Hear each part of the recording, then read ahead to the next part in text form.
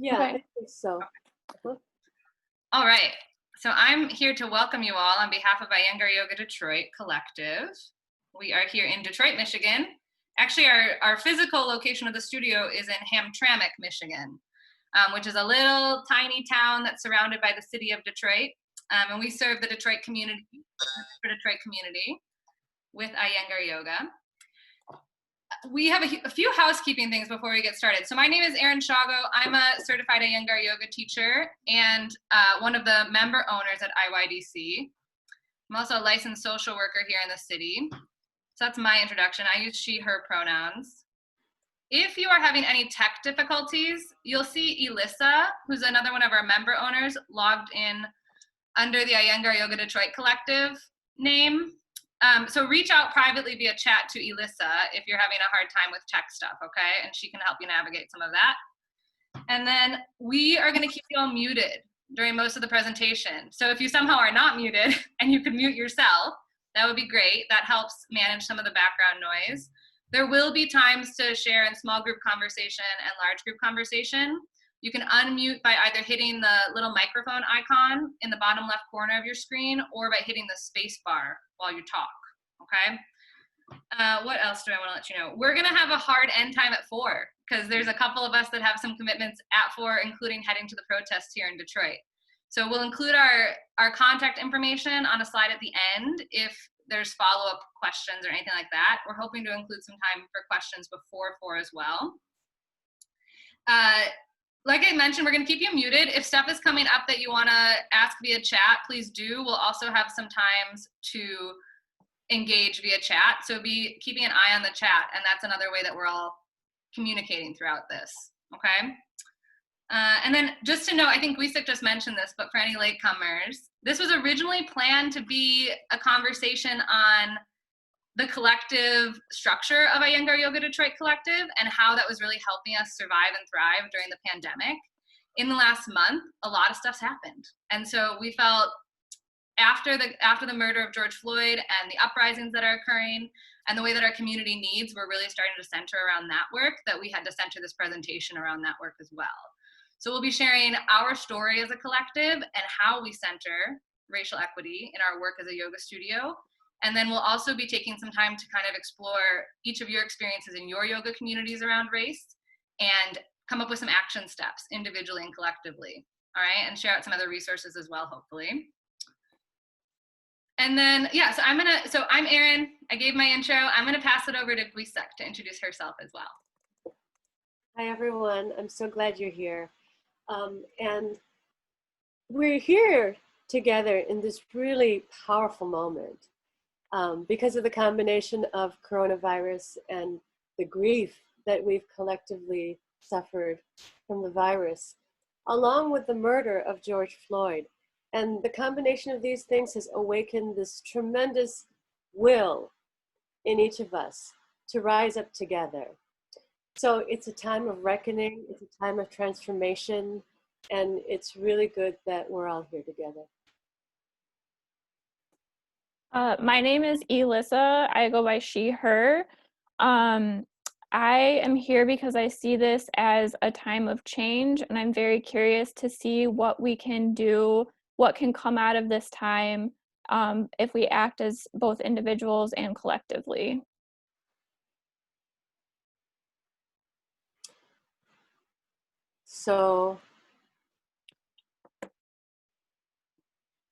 So we're asking each of you, if you haven't yet, I know some folks were here early and already started entering this in, but if you haven't yet, please share your name, your location, the city, country, state that you're currently calling from. We do have international representation here today, so that's kind of cool.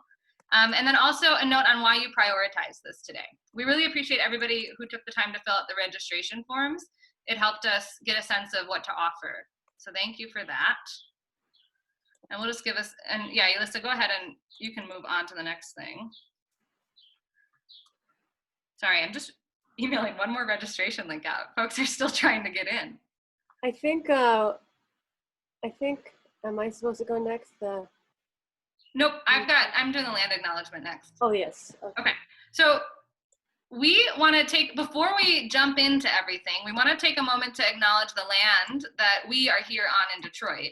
And if you're not familiar with land acknowledgements, they're a way at the beginning of a gathering or a presentation to really take a moment to honor that we are on the land of Indigenous people who are still in relationship with this space. For me as a white person, it also gives me a moment to acknowledge the role I have in the story of colonization, and that I am a guest here on this land, at times even an unwelcome guest, right? And so in honoring that we are here in Detroit, which is the land of the Anishinaabe people, the Three Fires Confederacy, which includes the Potawatomi people, the Ojibwe, and the Odawa peoples.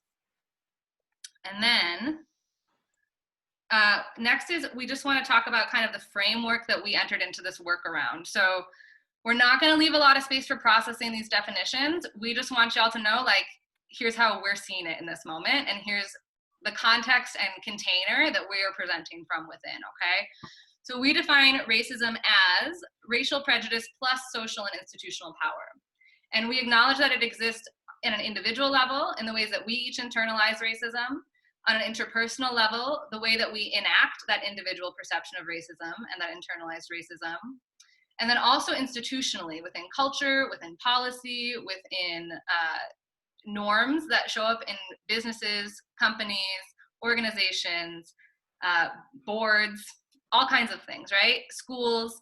And then above all of that, we live in a system of racism. And so that enacts itself through legalization and legitimization of prioritizing and advantaging white folks in policy, in dominant culture, in all kinds of ways. So knowing that to be anti-racist is to hold all of these ways that racism shows up in our work. And then the next definition we want to hold is racial equity, which is in the title of our presentation. And that's really to kind of counter this idea of equality and racial equality, right? Because it's acknowledging that the system of racism, we need to level the playing field before we could even consider equality. So equity is considering individuals' needs based on the impact that racism has had on them. And then white supremacy, a global system that advantages and prioritizes white folks in economic, social, and political spheres on all levels. And then finally, white body supremacy, which is, and I think I missed one term on here because I've got the chat pulled up, so I'm not seeing the full screen. So two terms that come from someone that we really admire, Resmaa Menakem, who is a Black man from Minneapolis. He is a trauma therapist. The term racialized trauma, which is the trauma that we hold in our bodies as a result of racism. And I think important to point out there that it's not just folks of color who internalize the trauma of race, it's also white folks who internalize racialized trauma. And part of our work here is to really care for that and heal through that so we don't keep enacting our trauma in ways that support and uphold racist systems. And then finally, this idea, also from Resmaa Menakem, of white body supremacy, which is the assumption that the white body is the norm and that anything that deviates from that deviates from the norm. So this idea that like everyone should be striving for white body. And then we're going to pass it on to Gwisak, who's going to lead us through a mindfulness exercise. Okay. So, Elissa, could you put up the slide with our mission statement? Mm-hmm. Okay. So anyway, I just wanted to have that up as we come into our bodies. So I'm assuming that as Iyengar yoga practitioners, you're in a fairly comfortable seat, but if you need to adjust your seat, go ahead and do so, whether you're on the floor or in a chair, wherever you are. And take a moment to inhale and lift the spine up, balance the head at the top of the spine, arrange the shoulders over the hips so that you can access the full length of the spine. And as you exhale, settle into your legs. Let the legs be heavy toward the floor. And then from here, just start to do like a little shaking of your, so I'm seated on the floor, but whether you're on a chair or the floor, give a little shake of your legs. And so I'm bouncing my knees up and down a little bit and getting that, feeling that reverberation all the way through my feet, into my hips, and then now let the rock back and forth a little bit, on your buttock bones. Just a little shake through the legs, a little shake through the hips, going back and forth on your seat, on your chair. And then from here, you can let that shake go into the shoulders and the rib cage. If you're embarrassed, you can close your eyes or you can turn off your video. And you can roll your shoulders a little bit. Maybe you can shake your arms, shake your hands a little bit. And then from here, inhale. If you want to, you can stretch your arms up like Urdhva Hastasana and then give a little twist to the right, looking all the way over your right shoulder. And then back to center, and then twisting to the left, looking all the way over your left shoulder, and coming back to center. All right? Take another slow, soft inhale. And a slow, soft exhale, releasing down into your legs, into the earth. All right, that's it. So if you want to go to the slide with the coming into your body. So what we were just doing here is doing some body-centered activity to calm the nervous system, get settled into our bodies, and prepare ourselves, prepare our bodies and minds for our conversation. And it's also a time to kind of check in with yourself. You know, we're going to be having little body-centered breaks throughout the webinar because, you know, we, as body practitioners, we know how important it is to really observe and feel what's happening on a somatic level, and how much that reveals to us about what's happening on a mental, spiritual, psychological level also. Okay, moving on. Thank you for that, Guisak. I think also just to connect that a little bit to the framework that we talked about is that Resmaa Menakem very much believes that this work of dismantling racism has to be through our bodies, right? The work of holding and healing trauma has to be through our bodies. So like Guisak mentioned, we're going to invite you into the body again a few more times during this conversation. And what a gift that we all have a practice, that we already have an acquaintance with our body. Another piece of container holding in this work, and maybe something that you can consider as you start to have conversations in your own communities, or as you continue to have conversation in your own communities, is that we want to just throw some guidelines up for like how to engage in the space. And knowing that we're doing all of these to the best of our ability, knowing that like, particularly as white folks, we're gonna make mistakes and that's part of the process, but hold these as the container of how you hope to engage in this process, okay? And how we are asking you to engage in this process. Do your best to be fully present.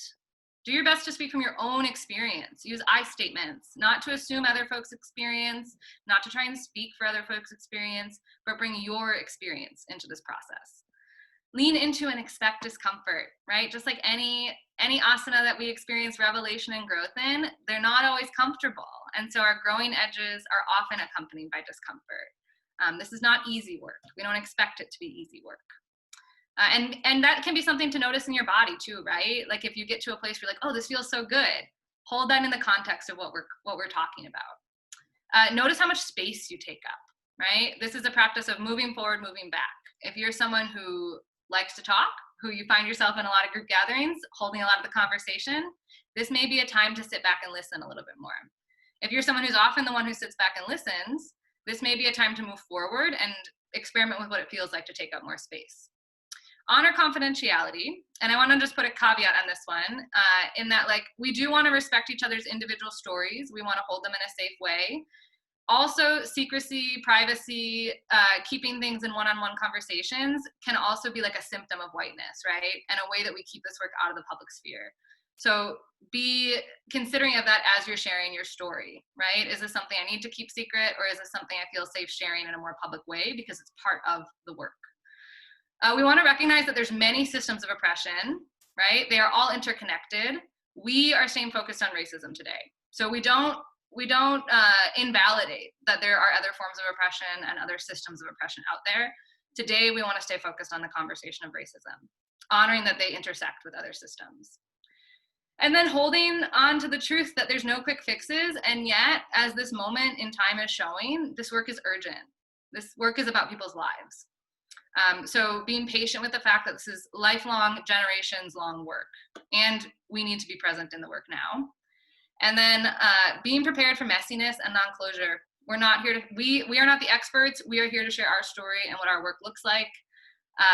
This work is messy. We probably will not see a conclusion to this work in our lifetime. And so we will also not see a conclusion to this work in this presentation. So being patient with that process.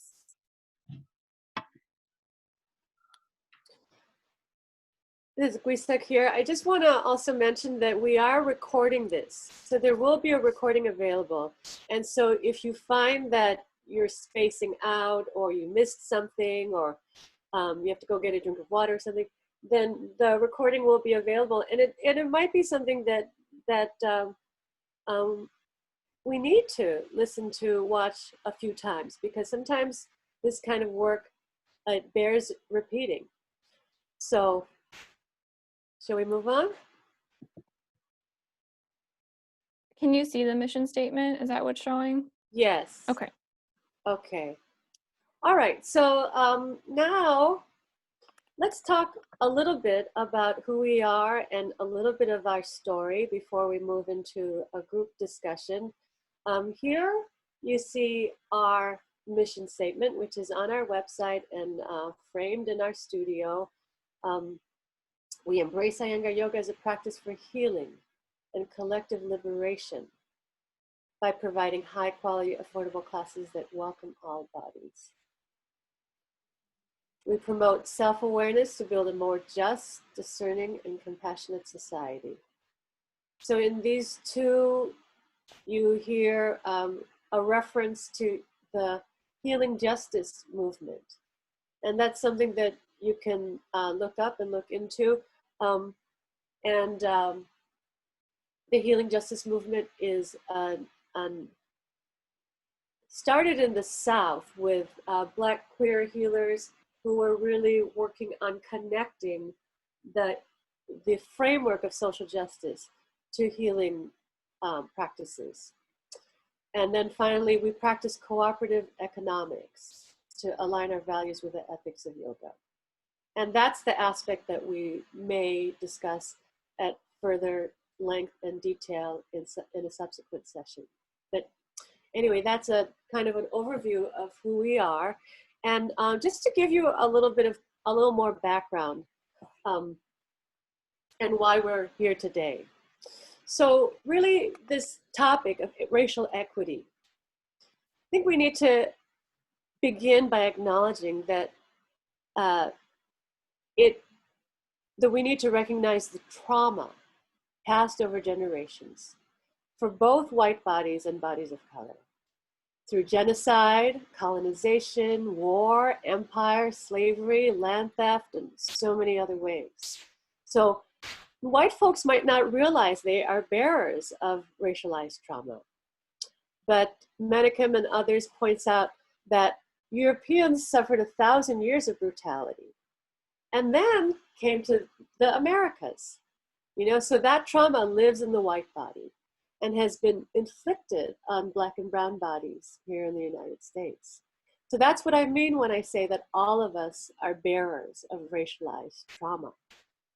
And as we recognize racialized trauma and acknowledge the harm done by unprocessed, unmetabolized trauma, we can't help but want to make reparations.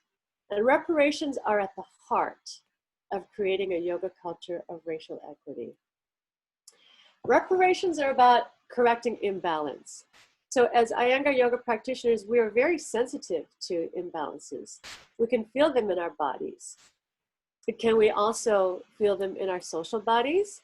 So once you notice them, then it becomes intolerable.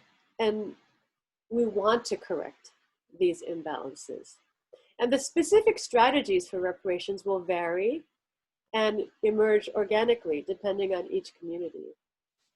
As you enact reparations, this is the really cool thing, is you tap into abundance and banish scarcity mindset. And I'll talk about that in a minute.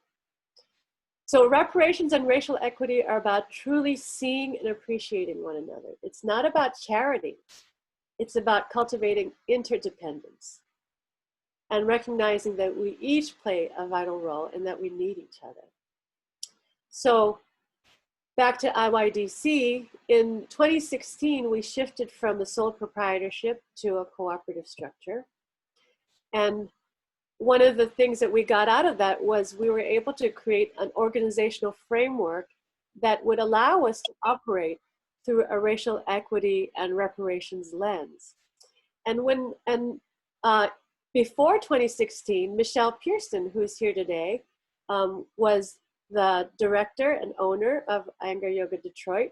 And Michelle is, one of the few, we're one of the few Black-owned Iyengar Yoga studios, maybe in the country, maybe in the world.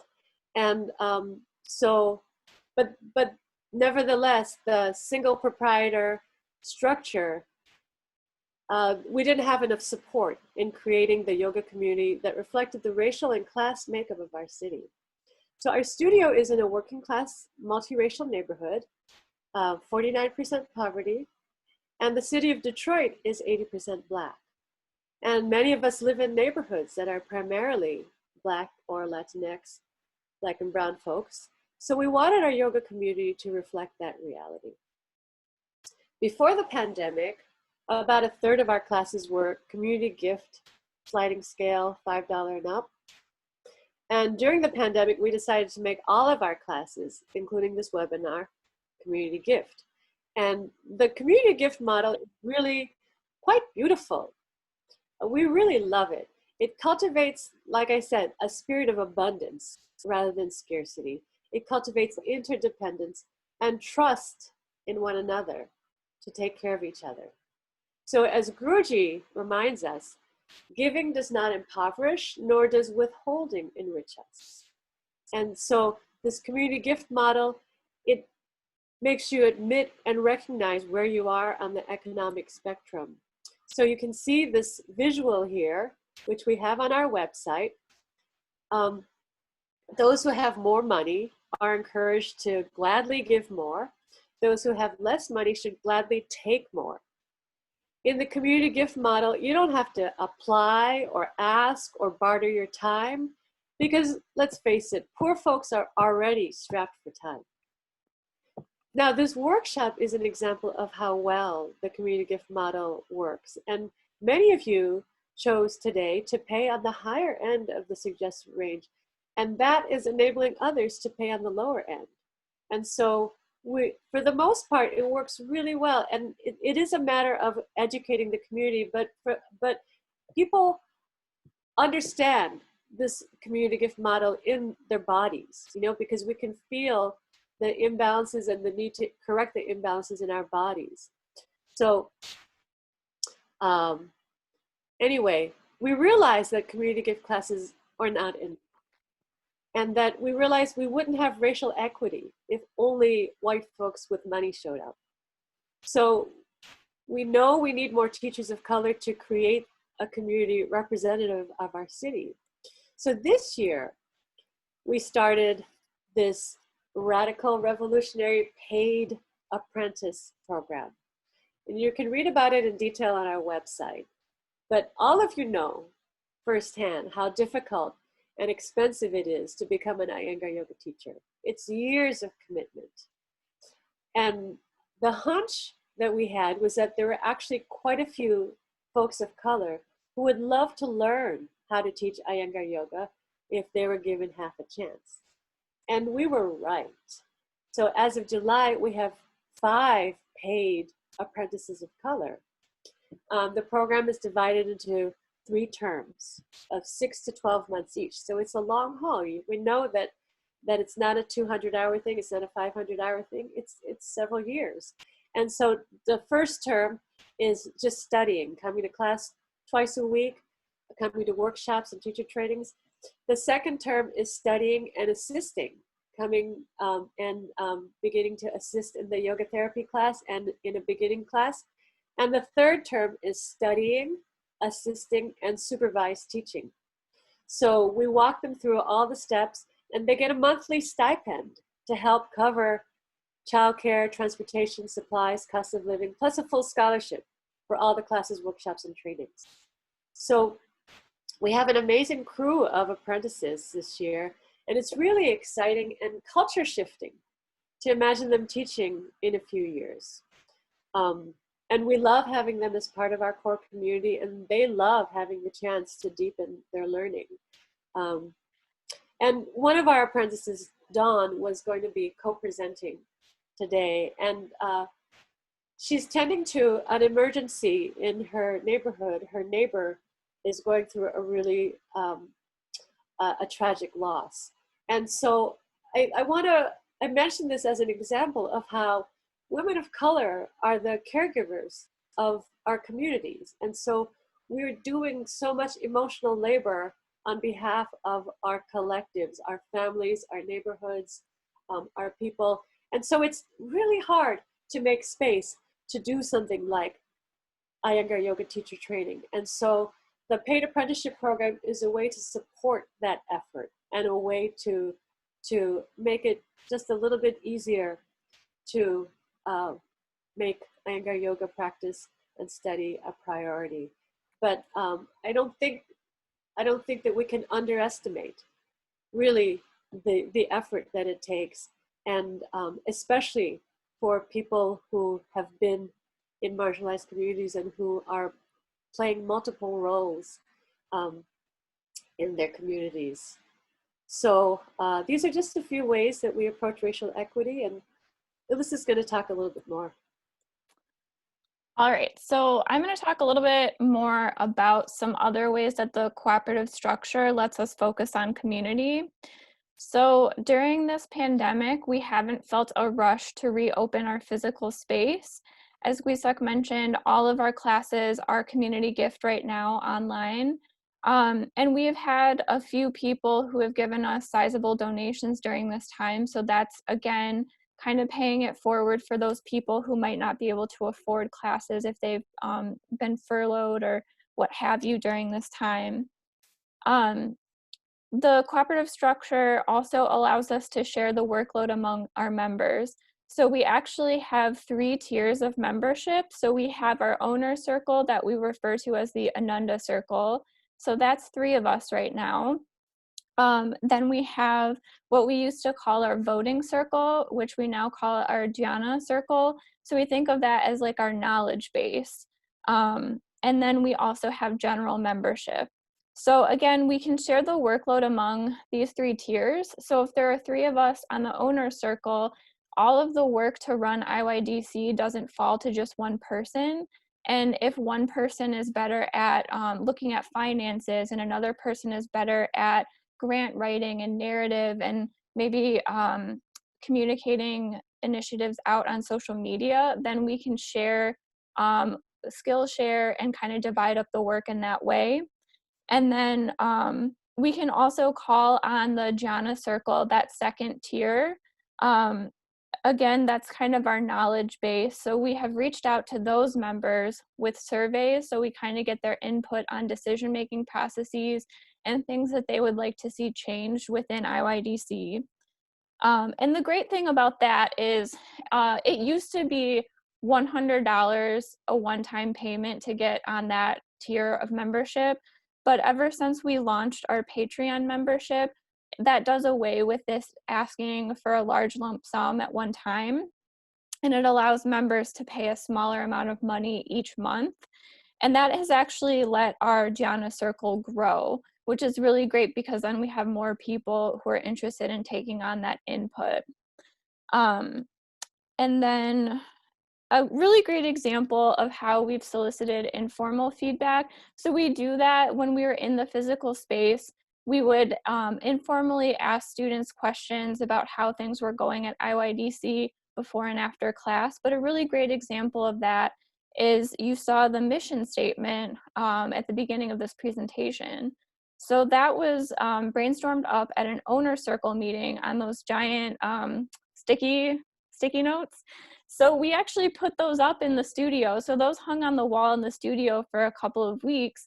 And we let anyone who came in, our members, come in and take a look at what we were brainstorming our mission statement to be. And we left out markers and pens for people to comment on those sheets and talk about what they would like to see in the studio and reflected in that mission statement. So that was really great that it was workshopped publicly by everybody. So that's how we involve members at all levels. We also decided that it is important to us to give back to the community that we take part in. So I believe Gwisak mentioned there's a really high poverty rate in Hamtramck where we're located. So we decided that we were going to allocate a specific amount each month to a local nonprofit. So we decided on Detroit Friendship House, which is a nonprofit that provides basic needs like food and clothing and other items to people who are really in need of that. And so that was important to us to make that connection with another organization in the community. And something else that came up specifically during this pandemic is that obviously our physical space is closed. So we've got all of these props that are just sitting there. So we decided that we would make an added membership benefit. And so we basically made a little loan agreement so our members could say, hey, I want to borrow a chair, I want to borrow a couple blocks. They just told us what they were taking, so we had it down in writing. And then our props are being loaned out and actually being used rather than sitting in our physical space for, you know, an unpredictable amount of time. So that was another way that we decided that we were going to give back to our members. And then something else that we literally just decided on and just started to put out there is that we are offering free classes to those who are involved in the movement right now. So if you're a protester, if you're a marcher, if you're an organizer, it's obviously very hard on your body and your brain. And so we wanted to be in solidarity with the community and offer these folks free classes, or again, sliding scale at whatever they want to pay or are willing to pay. And then finally, we started in a HIMSA in Action group. So this is our Nonviolence in Action group. It's a white racial affinity group that we were called in to take on the work of social justice within this community so that it doesn't always fall to the folks of color to do. So we ended up starting this last winter, and we framed it around reading Robin DiAngelo's White Fragility. And we decided to do this because we wanted to find a common language and a common framework for talking about these things. And so that's our prerequisite for people who want to join this group, is that we want them to read White Fragility. And we recently kind of reorganized ourselves, so we are meeting twice a month. One meeting is going to be concerned with continued learning and education. So again, finding a book, an article, a video, and taking that in and talking about it with each other. And then we're also going to have space for checking in and processing our whiteness, because this is not something that we're taught to do. It's uncomfortable, so we're trying to move through that. And then from that, develop accountability and actions to take to hold each other accountable. So that's another thing that we're doing.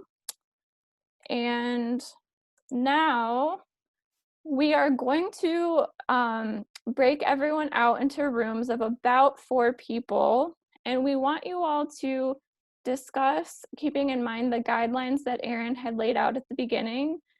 How does your yoga community talk about race? And also, how does racism and white body supremacy show up in your yoga community? So I'm going to go ahead and break everyone out.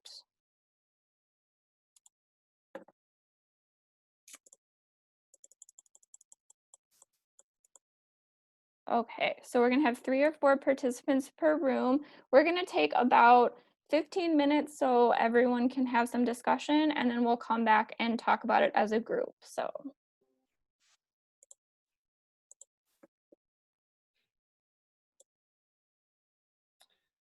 This is inviting you to join.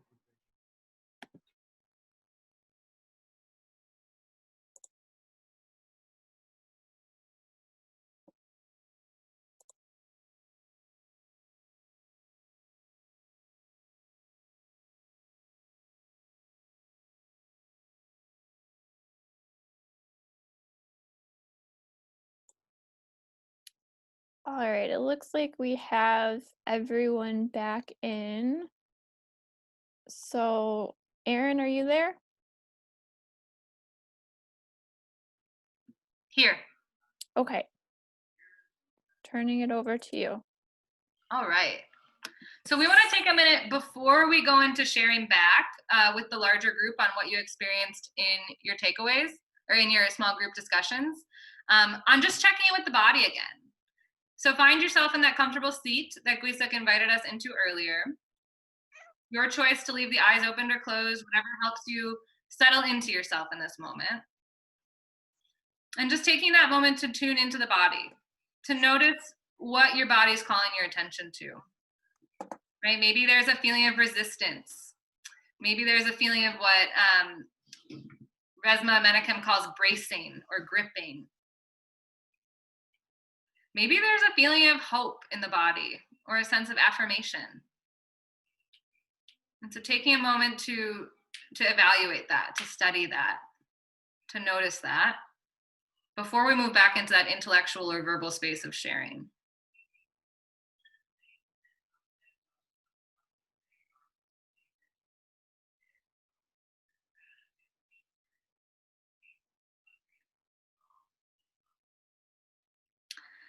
And then we want to take a few minutes here just to hear back from you all on what came up in your small groups that feels noteworthy to share with the larger group. What are some reflections, takeaways, maybe questions that your group held? And you can feel free to unmute at this time when you share. So again, by pressing the space bar or by hitting that little microphone in the bottom left corner. Erin? Yeah. I thought that they were going to put their reflections into the chat, and then that's how we would. Oh, that's fine. Yep, let's do that then. So we'll have you put your reflections into the chat, and then Elissa's going to highlight them here in the Google Doc.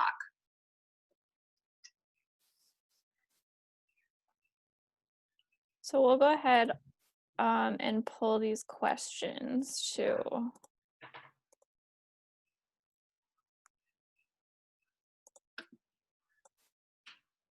So go ahead and start typing whenever you're ready, and we're going to start calling some of those comments that you have up to the general group. So Tristan's noting that it was hard as a group of 4 white women to answer the second question around how racism and white body supremacy shows up in the yoga community, which I think is a noteworthy thing, right? And points to some of those earlier comments we made on racialized trauma is also something that white folks experience. Like, we have to shut off our racialized experience in order to maintain the system and maintain our place in the system. And that often happens subconsciously, right? It happens through suppression, repression, dissociation. And it blocks us off from like a whole world of experience in a lot of ways. And then I'm seeing from Lauren, Iyengar yoga classes and the processes of becoming a teacher are so expensive, and they prioritize people with higher incomes that are often white people.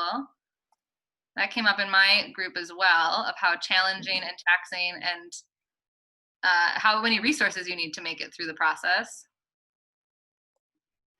And then I'm seeing some questions here too about like, what do we do if we're an all white community, right? Like, what does it even mean to engage in this work? And I like that Jenny is pointing out that Hymns in Action, the example that Elissa gave earlier, where we gather as a racial affinity group of white folks to take on our work of examining, studying, learning the history of racism, learning how it plays out systemically in our community, and then doing our own emotional processing around that work together.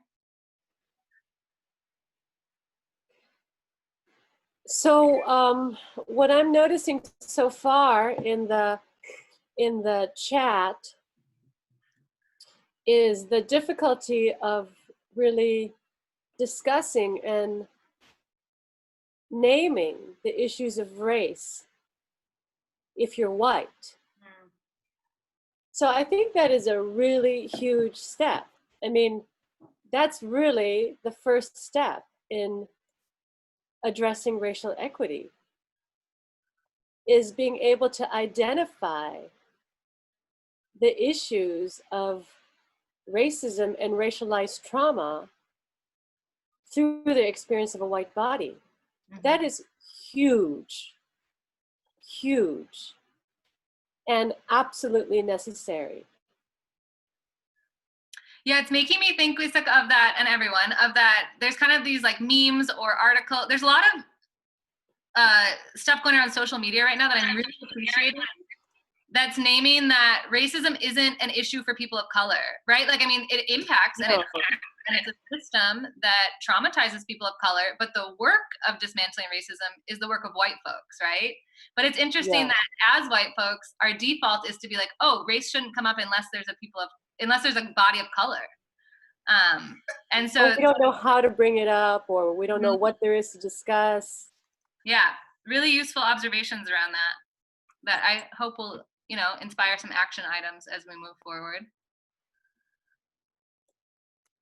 I just want to say that my internet connection is a little shaky, so I'm going in and out a little bit, so if I freeze up, you'll know why. Angela's observation is so interesting here, that so many people come to class to escape reality, right? Or we come to class for like the boga, the enjoyment of yoga, the relief of yoga. And that, I would imagine that's like, as a teacher, sometimes I do like to offer that to students. I like to offer this experience of like relief and release. And one thing I'm really experimenting with in my own teaching is like, what is my role as a white teacher to bring my white students into a place of challenging and moving to that edge work, and helping my white students expand their capacity to hold discomfort rather than just release or escape from the discomfort. I'll just tell a story right now. And also, I want to say, if anybody wants to unmute and join the discussion, this is your time to do that. But I'll tell a story about something that happened last week. So many of you know Xinchen, and Xinchen contacted me last week and said, oh, I wish there was a time that we could all practice together because of all the grief and rage that we were feeling. And so I said, well, why don't you come to our Sunday morning practice? Because on Sunday mornings at 9 a.m., we do a lead practice. That is, we choose, and I think I'm freezing. You're fine. So, yeah, you're good. Can you hear me? Mm-hmm. Yeah. Okay. So every Sunday morning we do a lead practice. And so we decided to do Guruji's emotional stability sequence. And so one thing that we discussed at this Sunday morning practice was about, this issue of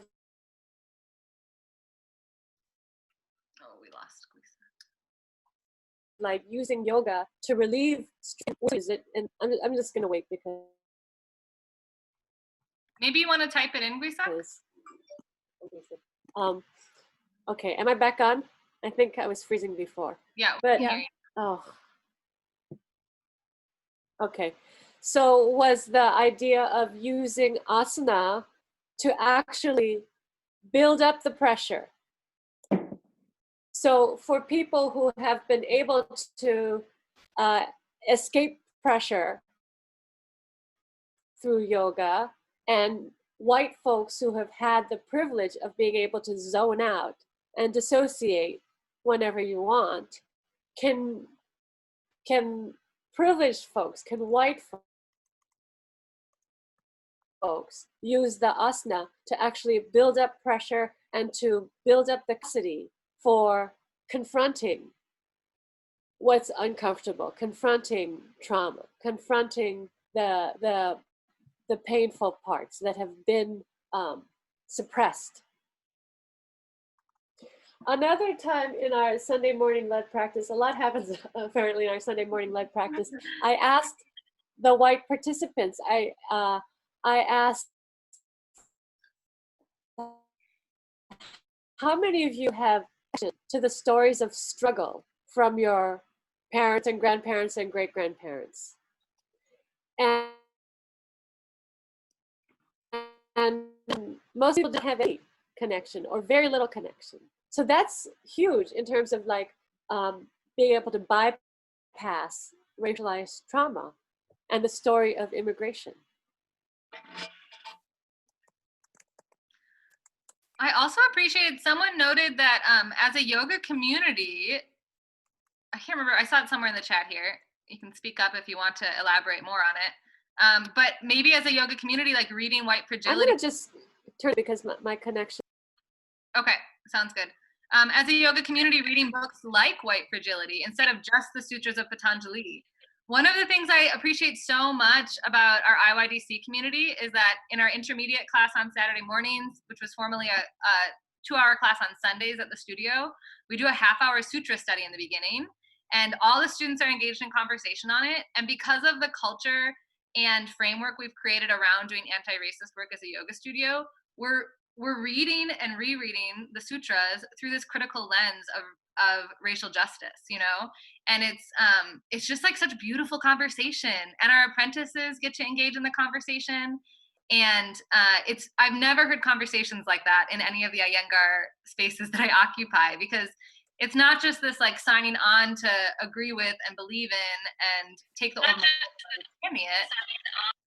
It's this whole new way of understanding it within the context of systemic racism. Anyone feeling like they want to speak up and elaborate on a comment they share? Oh, that's a good one too, Eloise. The How to Be an Anti-Racist by Ibram Kendi. That's a good resource as well. And I'm seeing that some folks are noting hesitancy, shyness. I'd like to say something. This is Rebecca Wiseman from Vermont. I don't have my video on right now. I was hoping to ask a question about how other people feel about this. I feel a lot of, I guess shyness is the best word, as I have started to have more conversations with my students, more sort of like formalized study groups with my students. And I'm starting to think about implementing some more structural changes because I'm really inspired.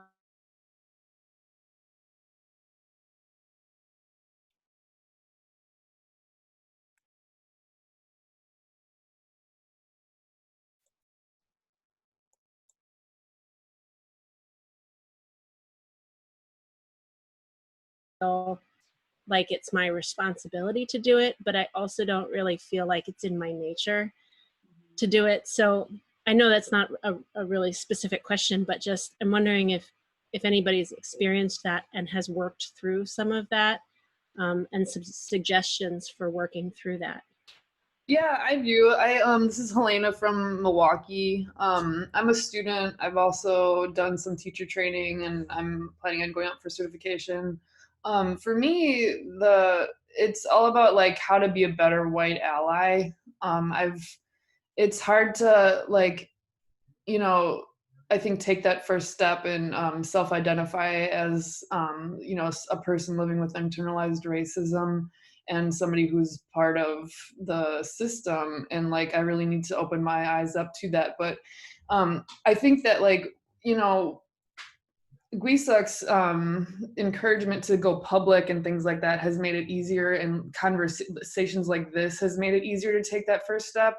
And then once you do take that first step, and just like learning about how to be an ally is really important, and understanding what that means so that when you're in situations that are more public, you're prepared to address it in a manner that is supportive of people of color and BIPOC communities, in a manner that is, you know, like, I guess it's uncomfortable, but also helpful for other white people who are curious about it because you're modeling that for them. And so it's kind of a way to get into a dialogue that is already kind of there and has been set forth by others. So you can kind of jump on those coattails a little bit and ride them as a white ally, and like kind of just learn more from that starting point. I'd love to jump in on this too. And hi, Rebecca. This is David Yearwood. In a similar situation, just to chime in my 2 cents on that, I'm also nervous about that, starting the process a lot based on the fact that I don't know what kind of work it will really involve. And as a business owner, feeling that I have sort of a fragile product in my hand I'm trying to move forward with, yeah, that if that work opens up in a way I'm not expecting, that it might just, overrun my energy, because I have a lot of administration to take care of and teach. So I have nervousness around that. I'm definitely want to get involved and learn more. That's why I'm here, absolutely. But that is a fear I have, a nervousness, anxiousness around this.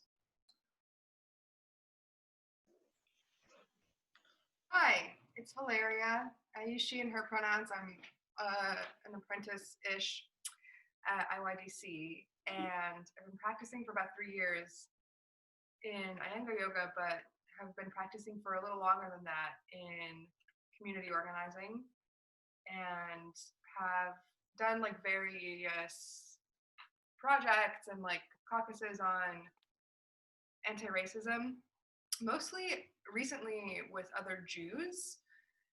And I remember when I was first getting involved with a Jewish social justice organization, it was when I first started to take Iyengar yoga classes at IYDC. And I would be so bad at Trikonasana, I literally would like smack my lips when the teacher at the front of the room was like, okay, step your feet wide. And I like knew, okay, it's Trikonasana time, and I hated it. And I would sweat, and I felt so weak. I had to do it at the trestle for many months in a therapy class because I just couldn't hold my own body up. And now it's one of my favorite poses because it's so healing and therapeutic. But I recommend that if anyone is feeling really, really deep fear, that they try to draw an analogy between that fear or even uncertainty and another experience they've had, especially in the asana practice, that has also brought them fear that they've overcome through reiteration and through quieting and exploring into it. Because I find profound analogies between my personal evolution in asana practice, which is still really not where I wanted to be, and my spiritual practice and my anti-racist practice, all of which need to continue to grow, but also which reinforce each other. Yeah, I related a lot to like the year that I kept falling out of Shirshasana. It's like over and over and over again. I mean, that's what we'll do. We're going to keep messing up. It's not about perfection, right? That's a white culture value. Anyone else want to, we're taking about like maybe 10 more minutes for sharing if folks want to. Okay, I'll talk a little. And yes, it's all, the fallback here is always the practice and the asana that keeps one grounded. And I said to my group, I'm in New York City, Northern Manhattan. It is predominantly a low income community. There's a large amount of people families that make $20,000 to $30,000 a year. Think about that in New York City. And we fought, the community got together and fought a rezoning that was going to be huge displacement of the people of color.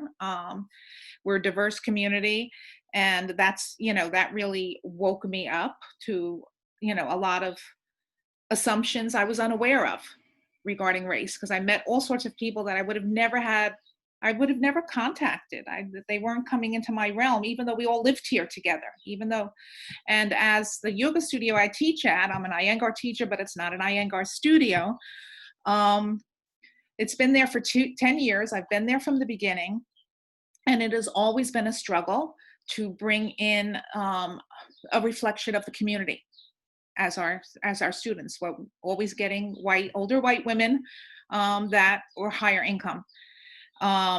We were able for the past 5 years to get a contract from the Parks Department to offer free classes throughout the summer in the parks, which was amazing because everybody came, and and it grew from 2 classes a week to we were actually doing 6 classes a week out there. Of course, we're not allowed to do it now because the parks are closed, and people are screaming because they really want it. And these the area we live in, so it's diverse, it's majority Latinx, and we do have actually a public housing complex here as well. So we've gotten, and it's actually one of the better public housing complexes, but we also have a large community of self-employed artists because it's low income and it's affordable. So there have always been these discussions, and before all of this stuff happened at the studio, we were having workshops really understanding, like, well, how do you speak to people without insulting them about gender and identity, right? And what is your gender identity? And it was mostly talking about including the Latinx community, getting them more involved. And we do offer daily donation classes, and we do have bilingual classes, but it's still been a challenge, right? It's still been a challenge. And by the way, we have been talking about becoming a co-op. And in fact, the owner of our studio is really so involved in working on the movement right now, is she just really told us she cannot ethically, morally continue as a private business, because it just doesn't go with her, what she feels is morally right to have like that. It should be a co-op. And so, we've had some discussions, so this is really interesting to me, and with some organizations about that, and like, what does it mean to be a co-op, and the process of becoming a co-op from an established business. So there's a lot going on here, and it's a really active community politically, but still there's so much we're uncomfortable with and uncomfortable to talk about, and things that are non-reflective, that just don't kind of match with what we think it should be, or what we thought it was, or what we thought I was, right? Like what I thought I was. So it's everything is in flux.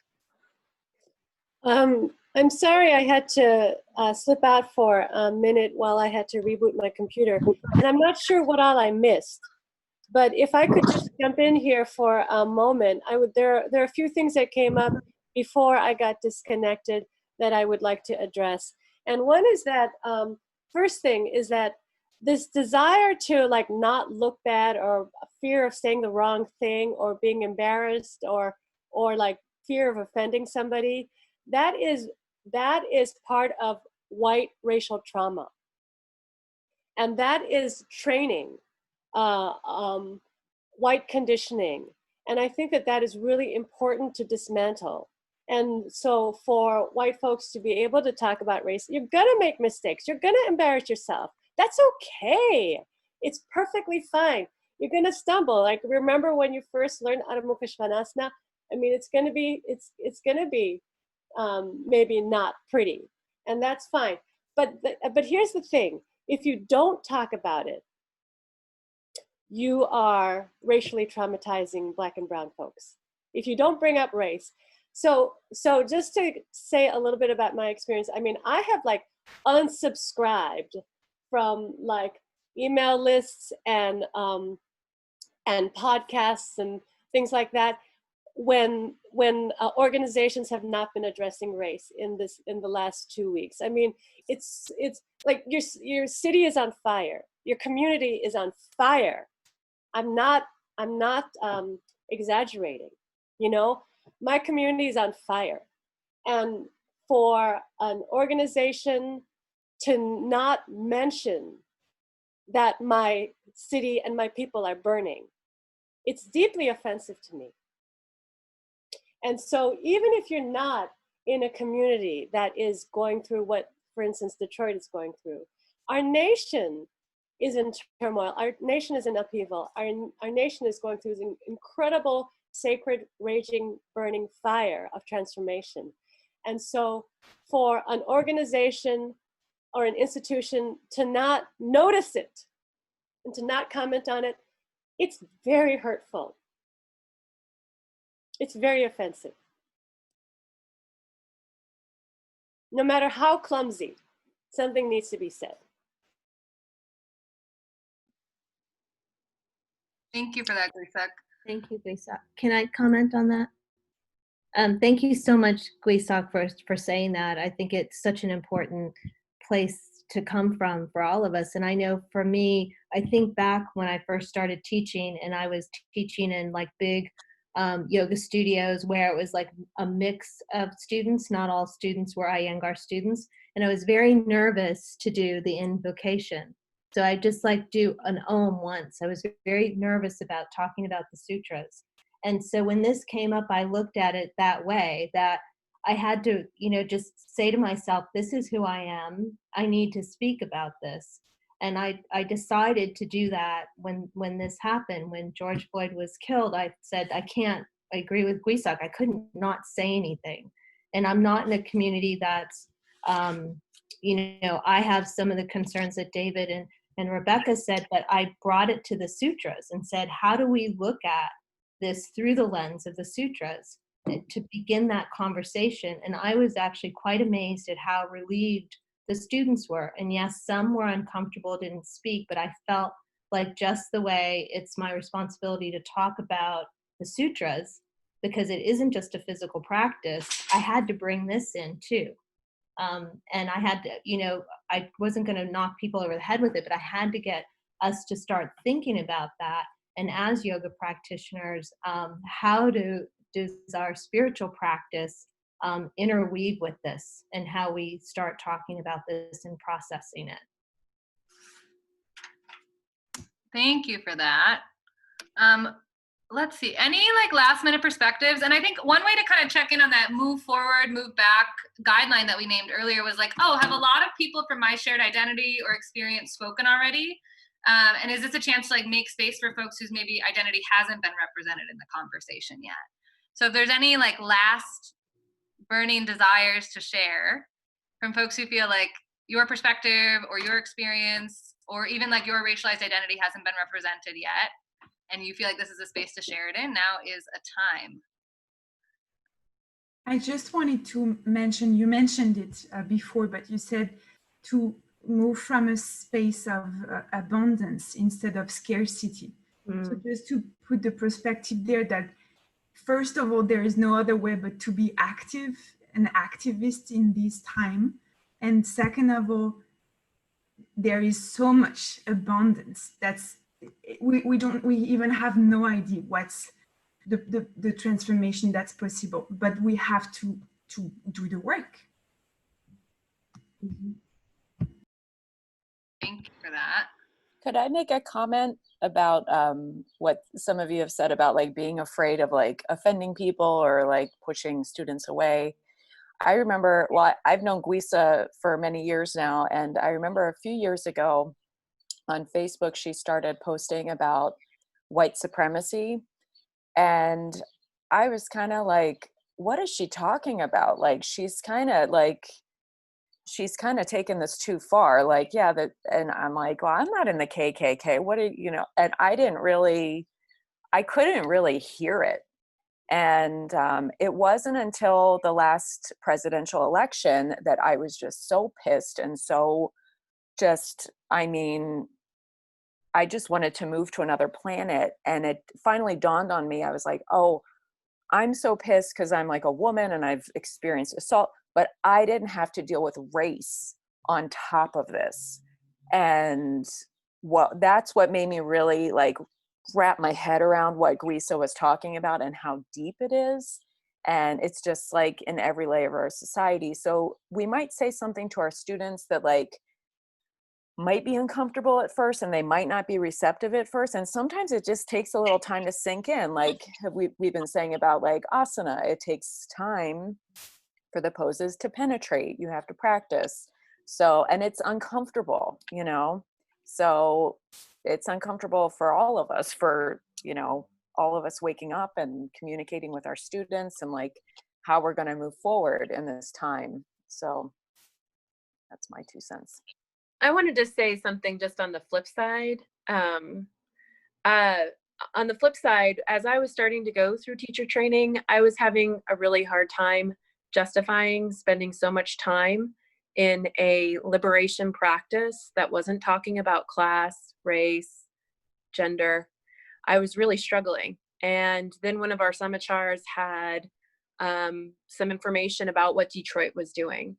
And all of a sudden, I felt validated in my ability to continue in this practice. So on the one side, you might be fearful that you're repelling people, but on the other side, you might be inviting more people in, more people than you could ever imagine. And for that, I'm really grateful, because Iyengar yoga has been so helpful to me, and I want people to be able to experience it. And I wasn't going to be able to continue without a social justice lens. So I'm very grateful for that.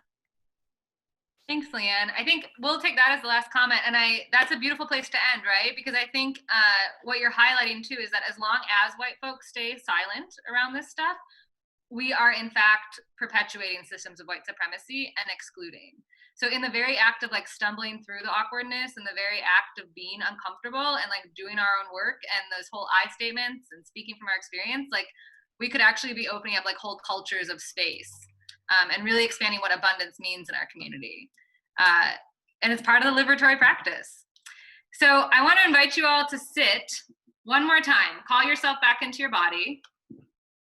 Take a moment, lean back from the screen. I know we're all like leaning into here, leaning into C. Sit back in your seat.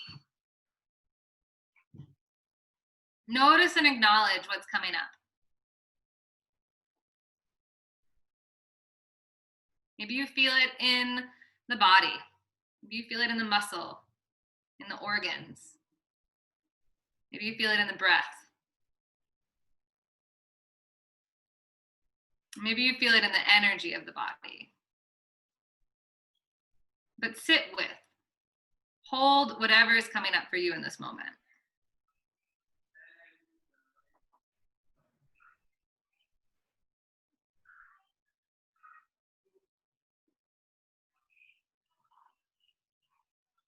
And then opening your eyes and bringing yourself back into the space and passing it over to Gwisak for one more self-reflective practice. So, can I just make one more comment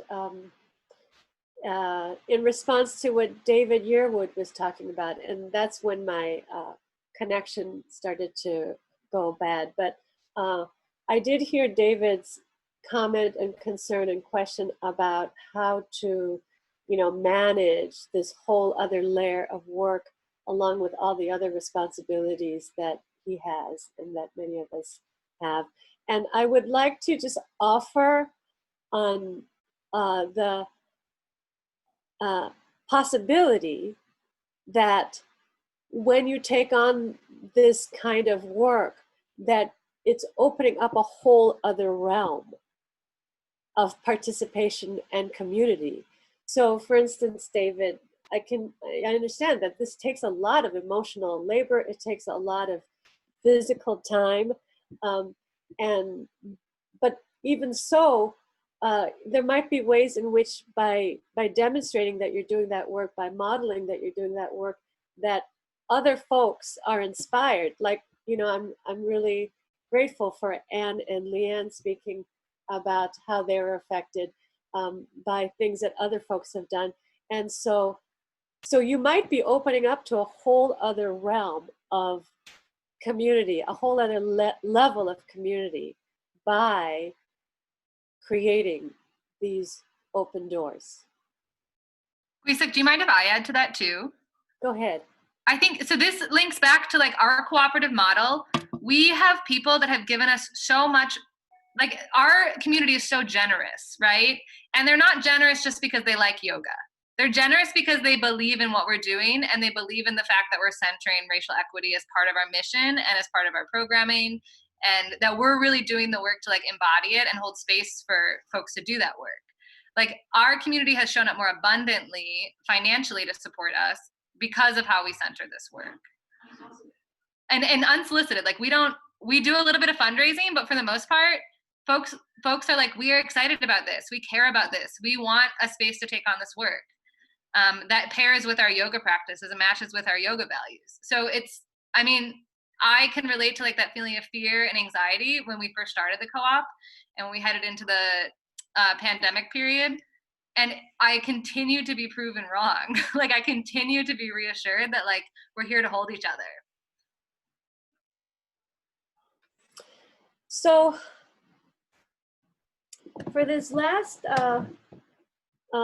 for this next section of the webinar, these are questions not to answer quickly, but to really take into yourself, take into your body, and to sit with. And these are lifelong questions, okay? So these are not like, we're not going to do another breakout, but you can journal about this, you can do artwork, you can just sit and take it into meditation, or however you would like to reflect.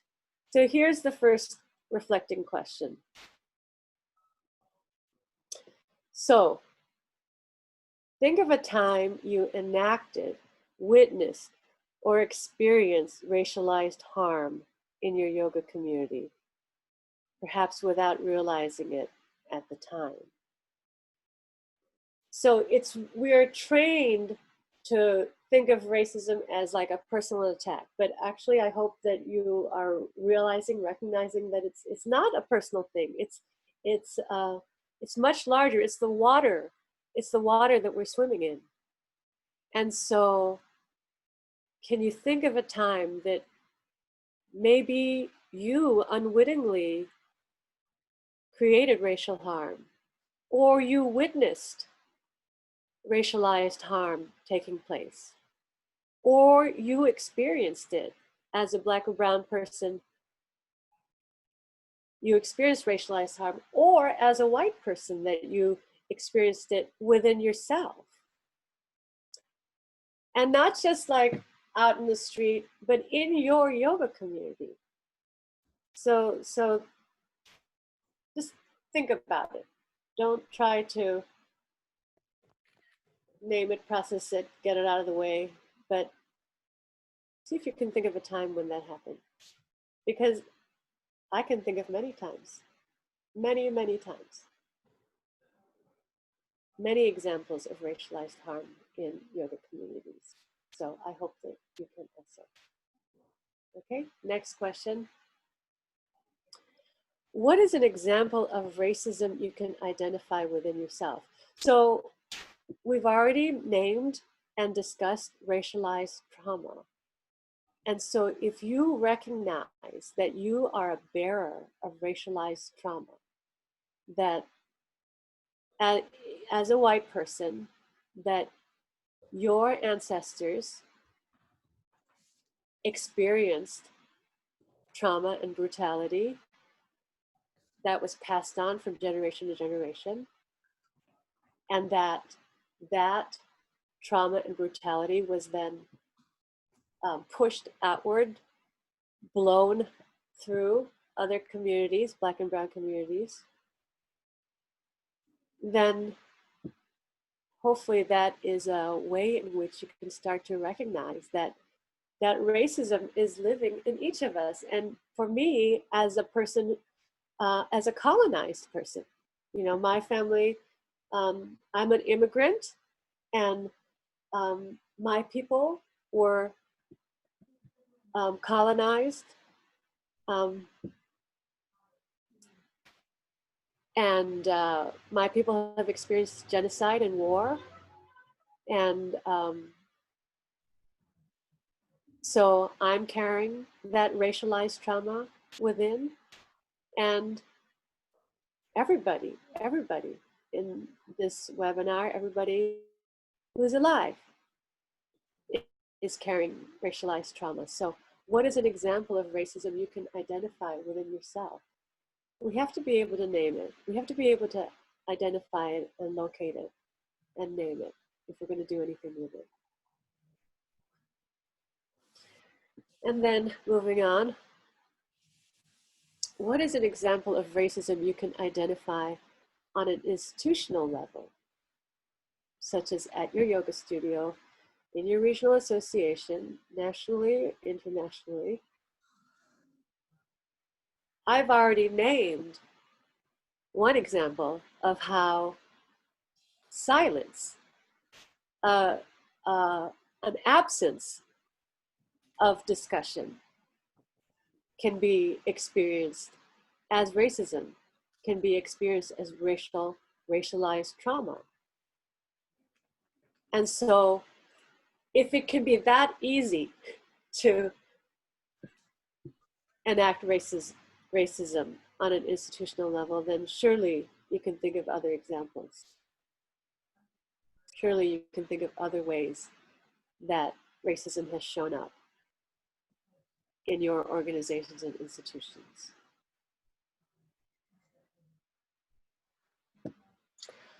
I want to mention that a group of us started a blog, the Ahimsa in Action blog. Maybe we can include a link to it in the chat or in a later slide. But on the Ahimsa in Action blog, I wrote an essay called, "Is My Yoga Studio a White Space?" Because whiteness is something that we're trained not to notice, because it's the default. It's the default. It's white. That's how white body supremacy works. And so the first step in dismantling it is to recognize. Okay, so what kind of support system will you create for yourself and your community to examine and heal racialized trauma? I hope it's clear to you that this work cannot be done alone. This work is not designed to be done alone. Because this work is shifting culture. It's about shifting culture, creating new culture. It's about moving away from old culture institutions, ways of doing things, ways of seeing things. And so we need to bring each other along. So what kind of support system will you create? Don't look to us. Don't look to me. I'm not going to create it for you. You create it for yourself and your community to examine and heal racialized trauma. And so, you know, we've already described our Ahimsa in Action White Caucus group, and every town, my feeling, every town, every Iyengar studio should have a white study group. And I think there's one more question. Jenny asked a question earlier about reparations. What are reparations? So I think, so if you look at like an asana, so let's say you teach a pose and a student says, "Oh, that hurts, I can't do it." And so you say, "Oh, let me see what's going on." And you see, okay, they're not understanding this, they're not using their legs, da, da, da, da, da. We can see with our eyes what the imbalances are, what the misunderstandings are. And so if we can see with our eyes, hear with our ears, and feel in our bodies what the imbalances, the racially charged, racially traumatized imbalances are in our yoga communities, then we can figure out what kind of repairs need to be made. So reparations has this very politically loaded standard definition of like cash money, pay up, you know, because there's been this reparations movement, 40 acres, it started with 40 acres and a mule that was never manifested. And so I believe in reparations on that level, on a political governmental level. I believe in that, but I also believe in reparations on an interpersonal level and on a institutional and organizational level.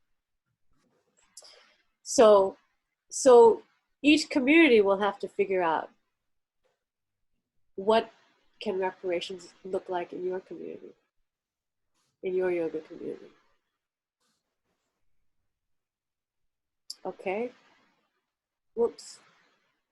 Go back to the earlier slide, Elissa. Okay, thank you. So,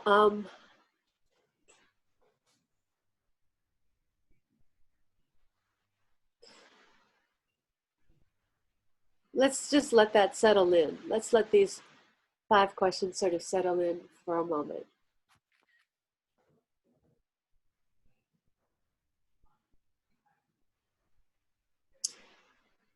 And we'll go to the next activity and then we'll open up for conversation a little bit more, okay? So now to kind of like take all of this in and to let it settle. So this is kind of a version of Brahmari that we can just do here and now. I'm going to take off my glasses. You can take off your glasses if you want. So first, just sit tall, as you know to do. You can open your eyes or close your eyes. Keep your chin up. We're not doing Jalandhara Bandha right now. And let the breath settle into a soft, steady rhythm.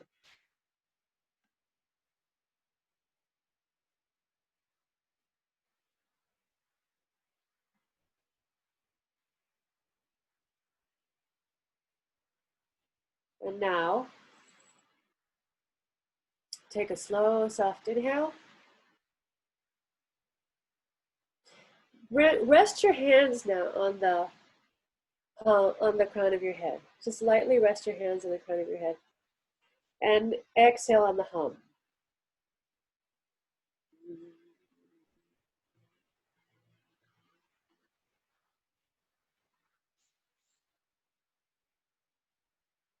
Take a slow, soft inhale. Place your palms over your eyes and your forehead.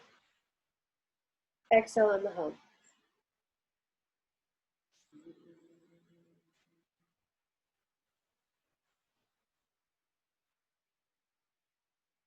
Slow, soft inhale. Palms at the base of the throat. Exhale on the hum.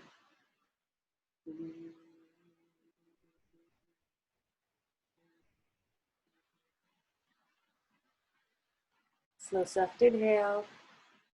Hands over the heart center. Exhale.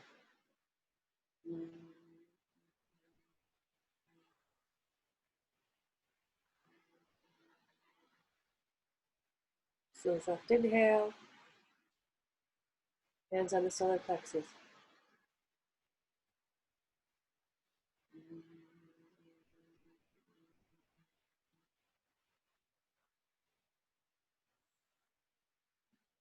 Slow, soft inhale. Hands on the lower abdomen.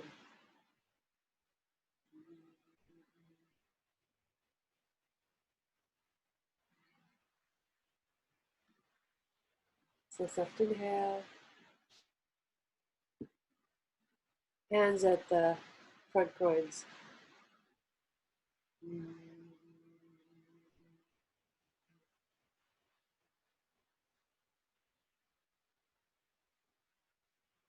Slow, soft inhale.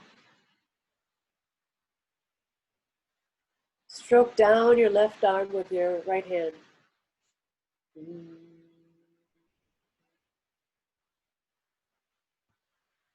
So soft inhale.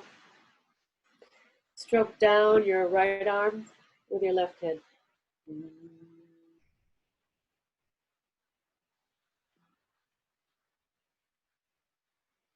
Slow, soft inhale. Stroke down your thighs with both hands.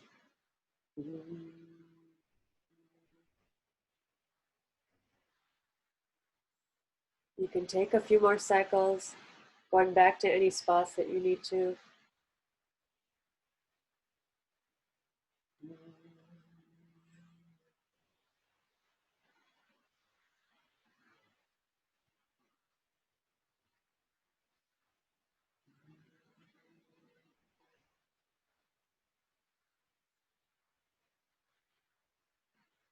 When you're ready, let your breath settle back into silence.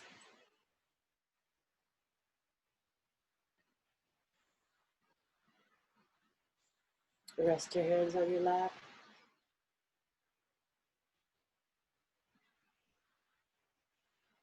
And when you feel ready, open your eyes.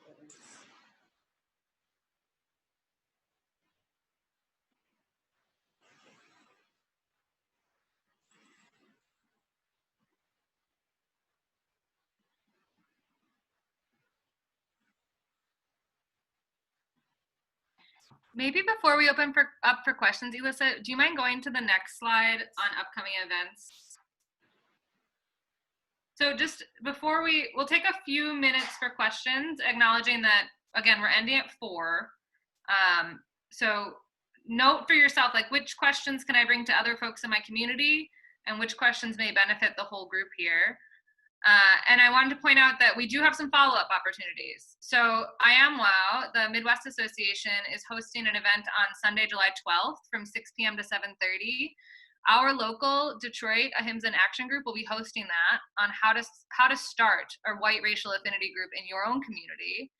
So we'll, acknowledging like what a lot of you have said, right? Like, this is uncomfortable work if it's new to us. Like, we don't really know how to facilitate groups on this conversation or even where to start.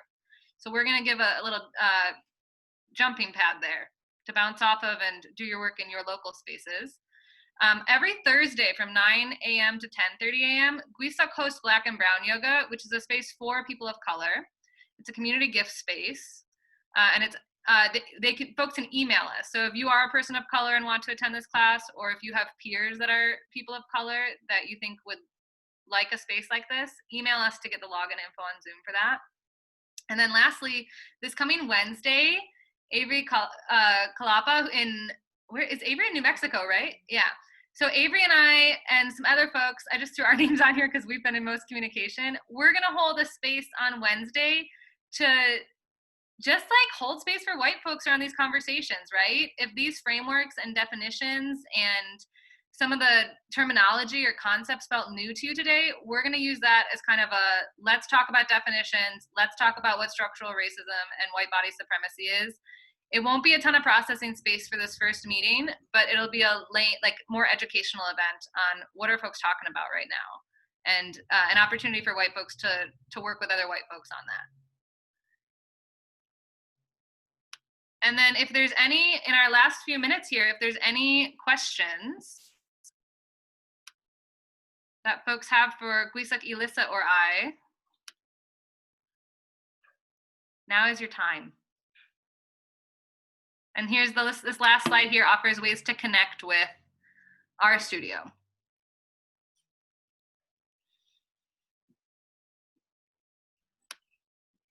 I'll just add something, piggybacking on what Erin just said about the July 12th event that we have. I posted it on the IAMWA Facebook page, and there's some interesting conversation that's taking place on there, because some people were, I don't know if offended is the right word, but they really were uncomfortable with the fact that it had the name White Racial Affinity Group in the title. And I was really glad that they had commented, because it was an opportunity to talk about that, why that's not a front for a KKK group, or, you know, something that obviously the name could be whatever you want it to be, but it was important to open that conversation. And, you know, it gave me an opportunity to admit that I hadn't ever heard of such a thing. And, you know, it did seem strange to me at first, but then when I did a little bit of research, it made a lot of sense to me. And so, you know, I encouraged people to participate in the July 12th session so that they can educate themselves. And I have that work to do myself. So I think that's a good example of also, you know, admitting what you don't know and having a conversation that might not be super comfortable, but really can ultimately help you educate yourself and develop a language and have conversations with other people that also might feel the same way, or you can do that exploring together. Thanks, Kristen. Anyone else have any questions coming up before we depart from this space?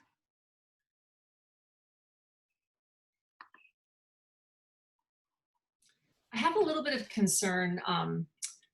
I put in the comments, I live in a rural community that there is a lot of diversity, and there are some our town pages, it's horrifying to see what people say on there. Some of these students come to my classes, and I've always felt like maybe yoga can change them, right? There's no conversations in class, so no one is having to be exposed to their deeply held belief systems. I worry that in my community, I almost should have a group with someone facilitating it, because I do have people of color in my classes. I don't want them being further victimized by some ridiculous statement someone might blurt out if I open the topic.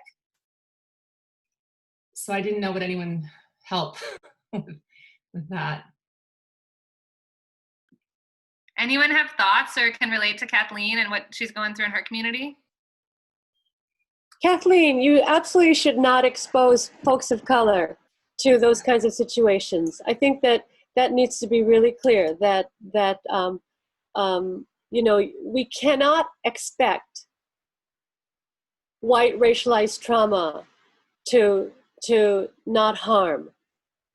You know, that's what white racialized trauma does. It harms. It seeks a vent to direct that trauma. And so you need a white caucus. Yep. A white caucus. Okay, thank you. Mm-hmm. Valeria, who's sitting with me here, wants to offer some feedback as well or comment. You briefly mentioned the potential of a facilitator, and I want to celebrate that idea. There are a lot of very skillful people who do this work professionally, and I wanted to just note that if that doesn't actually fit into your business plan, by the way, not saying that this isn't professional, this very much is, but I'm saying this is what some people do, like the way that some of us will be working on a business plan for a yoga studio. Anyways, if it doesn't fit into your business plan or it's uncomfortable to figure out how to resource that kind of investment in a facilitator or another kind of like support structure, that might be a good sign. I'm not speaking directly to you, but just in general, I think someone earlier had said, like, I have so many things to consider about, like, you know, cost benefit. So I think maybe part of the work of reparations results in a cost we might not be able to hold, at least in the short term. Thank you. All right, do we have a final question or comment? I would like to make a comment. So if we kind of look at the history of Iyengar yoga and we consider, you know, we think of young Sundaraja as a teenager, born into and raised in colonial India, and then taking on this practice, this kind of, you know, warrior practice that brought him health and strength and vitality as a brown person in a colonized land. And then that practice is being shared with the world, but largely embraced and co-opted by white folks. You know, you think about how it was Europeans and Americans and white South Africans and Israelis, and, you know, that invited BKS Iyengar to their countries, and even now you know, like in the Americas and Europe, Iyengar yoga is still very much prominent, and so it shifted from being a brown body resisting colonial powers to white body supremacy, and the way yoga is represented in the mainstream as a white-bodied practice. So can this be an opportunity? Can this be an invitation to reclaim it for Black and brown bodies? Can this be an invitation to return it to Black and brown bodies? To remove the imposition, the co-optation, the appropriation of this practice as a white-bodied practice. I'm not saying that white bodies should not do Iyengar yoga. I'm saying that we need to remove the layers of white body supremacy so that white bodies are not the standard and the norm that we associate with yoga.